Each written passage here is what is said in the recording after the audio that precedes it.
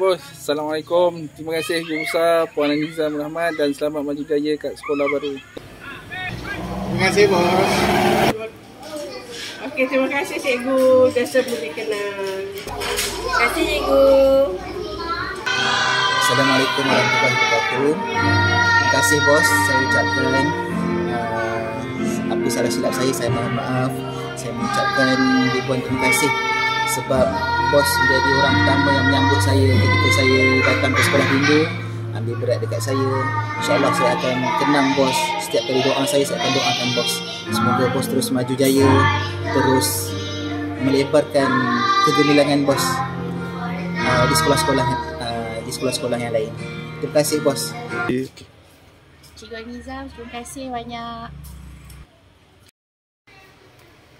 Assalamualaikum Cikgu Anizam. Terima kasih bagi saya kat ini.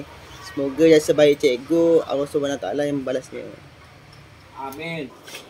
Selamat maju jaya Puan Hanizam. Terima kasih banyak-banyak. Terima kasih bos. Semoga Allah luaskan rezeki bos lagi. Jumpa lagi insya-Allah. InsyaAllah kita jumpa lagi. 1, 2, 3. Terima kasih banyak-banyak. Assalamualaikum warahmatullahi wabarakatuh bos. Terima kasih banyak-banyak. Semoga apa yang bos beri ni ulang semula kepada bos lah. Terima kasih banyak bos. Okey bos, terima kasih bos dengan hadiah ni. Semoga bos maju jaya di tempat yang baru. Terima kasih. Alamak, belum diri. Cepat. Terima kasih pada Puan GB. Semoga dapat berkhidmat dengan cemerlang di sekolah baru. Terima kasih. Itulah pasal lah.